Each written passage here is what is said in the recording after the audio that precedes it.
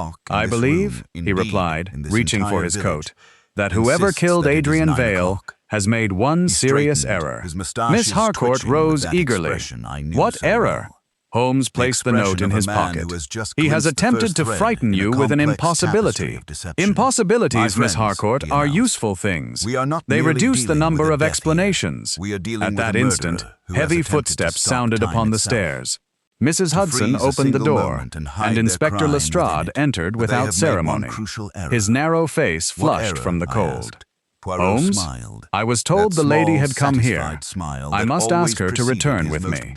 Miss Harcourt turned pale. Why? Lestrade removed his hat. Because we have searched her room at Blackthorn House. The dagger which killed Mr. Vale came from a pair displayed above her fireplace.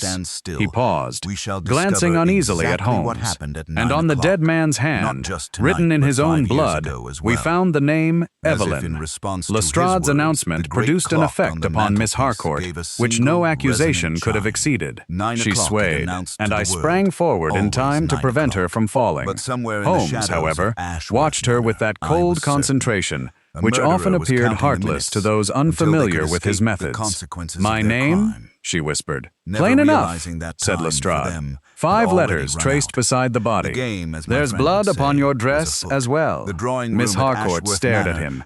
"That is impossible. The white dress in your wardrobe bears a stain upon the cuff." Holmes's eyes flashed. "You examined it yourself?" "I did, and the stain was dry." Lestrade frowned. "Naturally. Nothing is natural in this affair. Was the wardrobe locked?" "No." "Who entered the room before the police?" "The housekeeper, perhaps." "Dr. Frost certainly did. Sir Claudius ordered him to give the lady a sleeping draught." "I took no draught," Miss Harcourt said. "I feared being left helpless." Holmes nodded approvingly. "A sensible fear. Inspector, did the written name appear deliberate?" Lestrade hesitated. "The letters were uneven, written by a dying man, so it seems, or by someone imitating one." Lestrade gave a weary sigh. "You haven't seen the room, which is why we shall go immediately." Within half an hour, we were rattling northward through the fog. Miss Harcourt sat opposite us, silent beneath her veil, while Holmes studied the threatening note with a pocket lens. Once he scraped its violet ink with his fingernail and examined the powder upon his glove. "An aniline dye," he murmured. "Cheap, theatrical, and recently warmed." "Warmed?" I asked. "The paper carries a faint scent of scorched starch. It was dried near a flame." Blackthorn House emerged at last beyond iron gates, a somber Jacobean mansion whose gables vanished into mist. A constable admitted us, and we crossed a hall lined with portraits of severe men in judicial robes. Sir Claudius awaited us in the library. He was a massive, silver-haired figure, wrapped in a velvet dressing gown, his left hand trembling upon an ebony cane. Beside him stood Dr. Frost, a smooth-faced man with pale lashes and unusually white fingers. "My niece is innocent," Sir Claudius declared. "Then someone has taken pains to prove otherwise," Holmes replied. Dr. Frost smiled faintly. "Miss Harcourt has endured considerable nervous strain." Holmes turned upon him. "Enough to see her own double? Hallucination would explain much. Would it explain the locked door?" Before Frost could answer, a bell rang violently somewhere above us. Mrs. Brindle rushed into the room, her face gray. "The gallery, sir!" she gasped. "Mr. Vale's body has disappeared." Lestrade sprang towards the door, but Holmes caught his sleeve. "One moment. Who rang that bell?" "No one knows," cried the housekeeper. "The cord was cut years ago." Holmes's expression became almost cheerful. "Excellent. A corpse vanishes from a guarded chamber. A dead bell summons witnesses, and a woman encounters herself. Our adversary is not merely concealing a murder, Watson. He is arranging a performance, and every performance requires a stagehand nearby." Lestrade tore himself free and hurried towards the staircase, with Holmes, Miss Harcourt, and myself close behind. Dr. Frost followed more slowly, while Sir Claudius remained below, calling after us in a voice sharpened by anger and fear. The old gallery was guarded by a constable whose bewilderment appeared genuine. The door stood open. Within, the moonlit chamber seemed unchanged, save for the empty space beside the marble hearth where Adrian Vale's body had lain. "You never left your post?" Lestrade demanded. "Not for a second, sir." "No one entered?" "No one but Mrs. Brindle. She came to light the lamps." The housekeeper clasped her hands. "I found the room empty and rang for help." "With a severed bell cord?" Holmes asked. She looked towards the wall. A frayed length of crimson rope hung beside the fireplace. "I pulled it from habit, sir." It rang. Holmes crossed to the cord and examined its end. Then he knelt where the corpse had been, passing his lens over the floorboards. A dark stain remained near the hearth, but the carpet showed no drag marks. Carried, Lestrade muttered. By whom? I asked. And through which door? The far door was still locked, its key resting inside. The windows remained fastened. Lestrade ordered the constable searched, then inspected the walls with mounting irritation. Holmes moved instead to a tall portrait of Lady Blackthorne. He studied the gilt frame, touched one corner, and glanced at the dust upon his fingertip. This picture has been shifted recently. There is no passage behind it, said Dr. Frost. The walls were examined after Lady Blackthorne's death. Holmes gave him a keen look. You know the gallery well. I attended her final illness here. Miss Harcourt shuddered. My aunt died in this room? Not in it, Frost replied quickly. Near it. Holmes pressed the carved frame. Nothing happened. Yet when he stepped back, I observed that the painted lady wore a silver swallow brooch, identical to Miss Harcourt's. Before I could speak, a faint knocking sounded beneath our feet. 3 slow taps, a pause. Then 2 more. Miss Harcourt gripped my arm. That came from below. There is no room below, said Mrs. Brindle. Only the old foundation. Holmes dropped flat and placed his ear against the boards. The knocking ceased. For several seconds, no one moved. Then a muffled voice rose from beneath us. Evelyn, Miss Harcourt gave a cry. Lestrade stamped upon the floor. Vale, can you hear me? No answer came. Holmes sprang up and seized a lamp. The body has not vanished, he said. It has been lowered. Lowered where? To a chamber omitted from the plans. Find the west cellar stairs. Dr. Frost moved towards the door, but Holmes blocked him. Not you, Doctor. Their eyes met. Why not? Because, said Holmes softly, the dust upon your white fingers is mortar, fresh mortar, unless I am greatly mistaken, and from the hidden chamber whose existence you have just denied ever knowing anything about, Doctor. Dr. Frost did not answer at once. His pale eyes moved from Holmes to Lestrade, and for the first time his composure appeared strained. The mortar came from Sir Claudius's bedroom, he said. A crack beside the fireplace was repaired yesterday. By a physician? Holmes asked. By a mason? I merely inspected the work. Holmes held out his hand. Then you will not object to showing us the stain upon your cuff. Frost drew back, but Lestrade stepped between him and the door. With visible reluctance, the doctor extended his sleeve. A gray powder clung to the black cloth, and within it glittered several tiny red grains. Holmes smiled thinly. Brick dust, lime, and powdered shell. The same composition used in 17th century foundations, not in yesterday's plaster. Sir Claudius's voice thundered from the corridor. What is the meaning of this? He had climbed the stairs despite his weakness, and now stood leaning heavily upon his cane. Holmes turned towards him. Where is the entrance to the chamber beneath this gallery? There is no chamber. Then someone has gone to extraordinary trouble to make it appear otherwise. Holmes knelt once more and traced the joins between the floorboards. Near the hearth, he pressed a narrow strip of wood. A section of parquet shifted downward with a soft click. Lestrade and I seized the edges, lifting a square panel that revealed darkness below and the top of an iron ladder. A foul draft rose from the opening. Lestrade descended first with a lantern, while Holmes and I followed. The chamber beneath was low and lined with ancient brick. Rusted hooks projected from one wall, and a narrow passage vanished towards the west wing. Adrian Vale lay upon a wooden platform. Miss Harcourt, who had followed us despite my warning, gave a broken cry. Yet as I bent over the body, the man's eyelids fluttered. He lives! I exclaimed. Vale's skin was icy, and his pulse barely perceptible. The wound in his chest was surrounded by blood, but when I cut away the shirt, I found no blade within it. Instead, a shallow incision had been concealed beneath a metal plate strapped against his ribs. A stage wound, Holmes said. Vale opened his eyes and stared wildly at Miss Harcourt. "Not Evelyn," he gasped. "The other one. Who?" she demanded.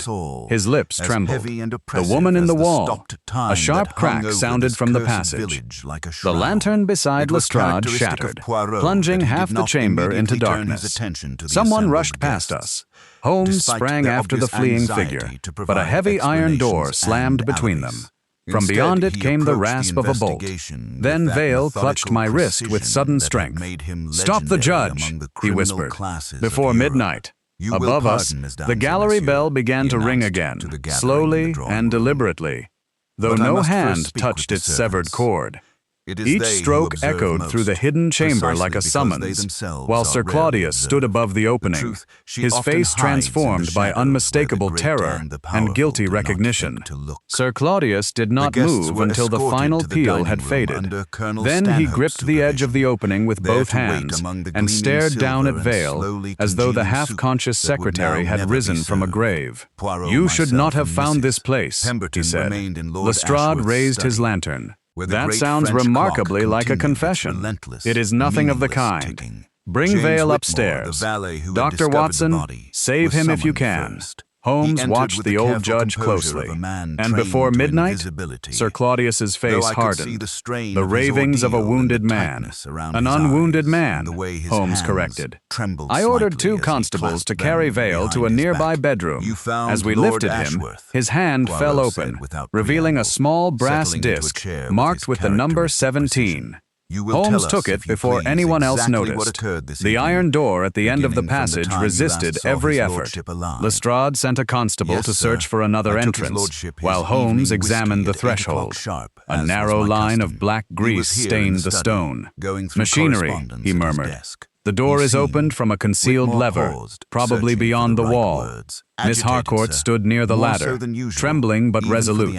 "My uncle knew this chamber existed." "Undoubtedly," said Holmes. "The more interesting question is why Dr. Frost knew how recently it had been disturbed."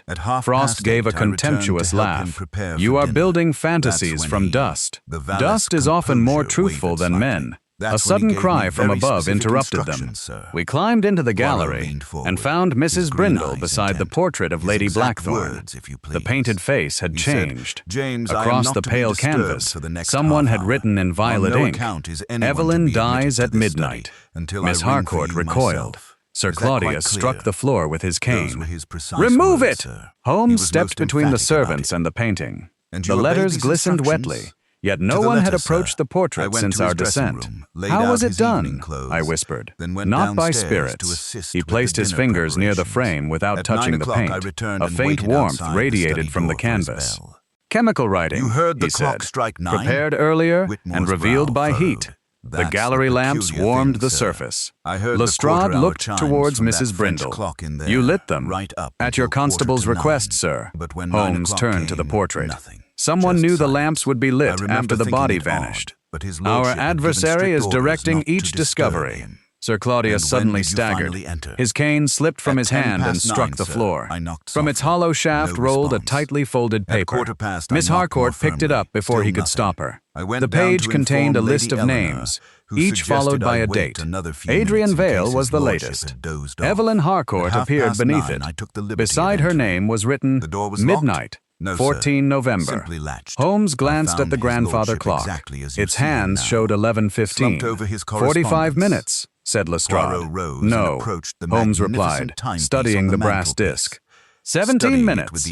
Every clock in this house has been set 28 minutes slow, and somewhere within the walls, a mechanism had already begun ticking toward its appointed hour. Holmes sprang towards the grandfather clock and tore open its wooden case. Behind the pendulum, a second mechanism had been fixed to the inner panel, a narrow brass cylinder, 2 wires, and a spring wheel revolving with sinister precision. "Do not touch it," he said. Lestrade peered over his shoulder. A bomb? Possibly. More likely a signal. The ticking quickened. Miss Harcourt stood rigid beside the portrait, while Sir Claudius sank into a chair. Dr. Frost had regained his composure, though I noticed that his eyes remained fixed upon the brass disc in Holmes's hand. "What does 17 signify?" I asked. Holmes turned the disc beneath the lamp. "Not a room number. The edge is worn on one side, as though repeatedly inserted into a slot." A muffled clang sounded below us. Somewhere within the walls, gears began to turn. Holmes seized Miss Harcourt by the wrist. "Where were you standing when you saw your double?" She pointed towards the center of the gallery. "Move away from that spot." Hardly had she obeyed when the floor section beneath it split apart. Two panels slid silently sideways, exposing a black shaft. From its depths rose a wooden platform bearing a wax figure dressed in Miss Harcourt's white gown. Its painted face was an exact likeness. Mrs. Brindle screamed. Even Lestrade recoiled. "The woman she saw," I breathed. "No," said Holmes. "Only the body of the illusion." The figure's right hand held a blood-stained dagger. Its silver swallow brooch glittered at the throat. Miss Harcourt touched her own brooch. "But how could anyone copy my face?" "From the portrait," Holmes replied, glancing at Lady Blackthorne. "The resemblance between you and your aunt is extraordinary." Sir Claudius covered his face. The platform locked into place. At once a panel opened behind the portrait, revealing a narrow recess. Inside stood a masked figure holding a pistol. "Down!" cried Holmes. The shot struck the clock, showering us with splinters. Lestrade lunged forward, but the assailant vanished as the panel snapped shut. Holmes pulled the portrait aside and disappeared into the passage. I followed with Lestrade. The corridor twisted steeply downward, its brickwork sweating with damp. Ahead, footsteps echoed, then abruptly ceased. We reached a circular chamber containing levers, speaking tubes, mirrors, and wires leading throughout the house. Upon a desk lay theatrical paints, molding wax, and several violet ink pens. The masked figure was gone. Holmes examined an open cabinet. A second exit. Lestrade pointed to a black cloak caught upon a nail. "Frost's height. Or yours," Holmes replied. A sharp cry sounded through one of the speaking tubes. It was Miss Harcourt. "Holmes! My uncle has collapsed!" We rushed back into the gallery. Sir Claudius lay motionless, and Dr. Frost knelt beside him with an empty syringe. "He is dead," Frost said. Holmes snatched the syringe, smelled it, and looked towards the clock. "Not dead," he said, "completely paralyzed, and removed from our protection by the only man who knew precisely when the trap would fail." Dr. Frost rose slowly, his pale features tightening as Holmes held the syringe before him. "You accuse me because I attempted to save him?" "I accuse no one," said Holmes. "I merely observe that the drug is curare, administered in a quantity sufficient to imitate death while preserving consciousness." Lestrade seized Frost's arm. "Where did you obtain it?" "My medical case contains curare for experimental purposes. Anyone in this house might have taken it." Holmes knelt beside Sir Claudius and lifted one eyelid. The judge's gaze remained fixed and terrified. "He hears us," I said, "and understands everything," Holmes replied. "An unpleasant prison." Miss Harcourt bent over her uncle, tears gathering in her eyes. Holmes drew her gently aside. "Do not touch him. The smallest further dose could stop his breathing." A scraping sound came from the hidden shaft. The wax figure descended, carrying the white dress into darkness. At the same moment, the gallery lamps dimmed. "Our stagehand is resetting the scene," Holmes said. Lestrade ordered 2 constables into the mechanical chamber, then turned upon Frost. "You will remain here." Before the doctor could protest, a servant burst through the doorway. "The front gates are open, sir. A carriage has gone onto the heath." "Whose carriage?" asked Holmes. "Sir Claudius's black brougham." Miss Harcourt looked towards the chair. "But my uncle is here." Holmes ran to the window. Through thinning fog, I glimpsed lamps moving rapidly across the heath. "A decoy," Lestrade declared.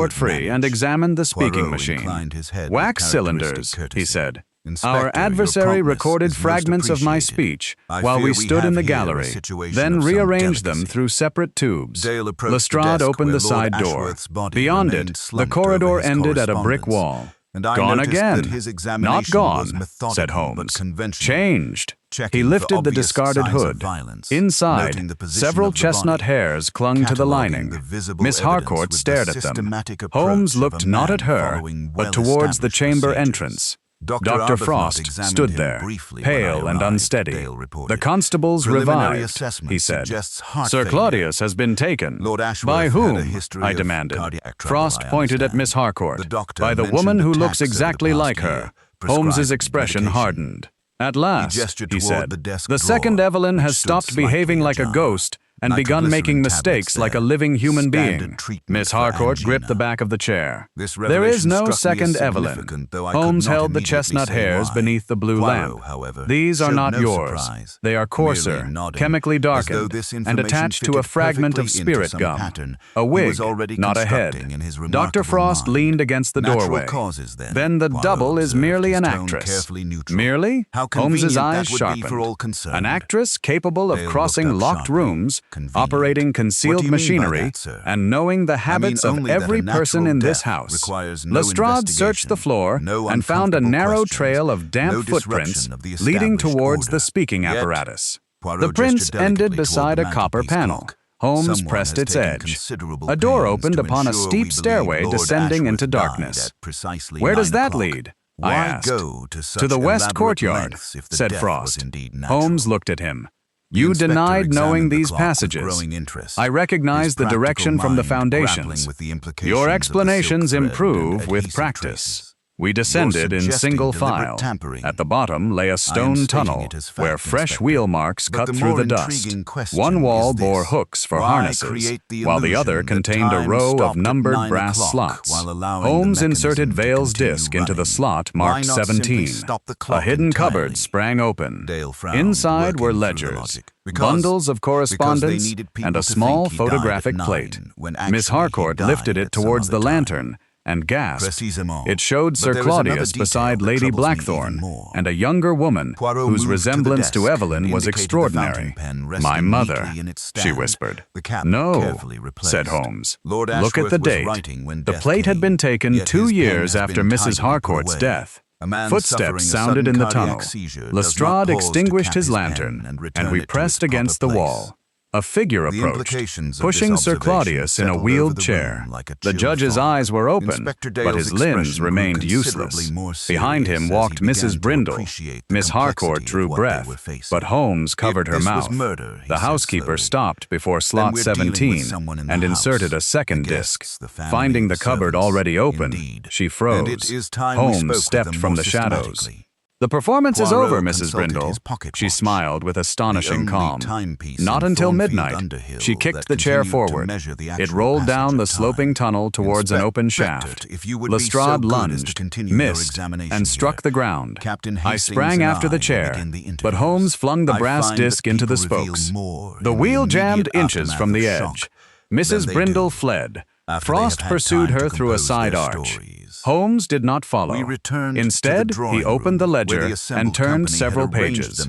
"Watson, this is no record of murders. It is a record of judgments. Each name belonged to a prisoner condemned by Sir Claudius. Besides 17 names appeared payments to Dr. Frost." Miss Harcourt stared at Holmes. "Then Frost is involved." "Involved, yes. Mastermind, no." From beyond the arch came a pistol shot, followed by Frost's cry. Holmes closed the ledger. "Now our actress has removed the last man who could identify her real face. And unless we move now, Sir Claudius will be her final witness tonight." The pistol shot echoed through the tunnel, and for one terrible instant, no one moved. Then Holmes thrust the ledger into my hands and ran towards the side arch. Lestrade followed, while I remained beside Sir Claudius and Miss Harcourt. Dr. Frost lay at the foot of a narrow stair, blood darkening his shoulder. Mrs. Brindle had disappeared. "Alive," I said after examining him. The ball passed cleanly through. Frost gripped Holmes's sleeve. "She is not Brindle." Holmes bent closer. "Her name? Clara Vane," he whispered. "Lady Blackthorne's daughter." Miss Harcourt recoiled. "My aunt had no daughter."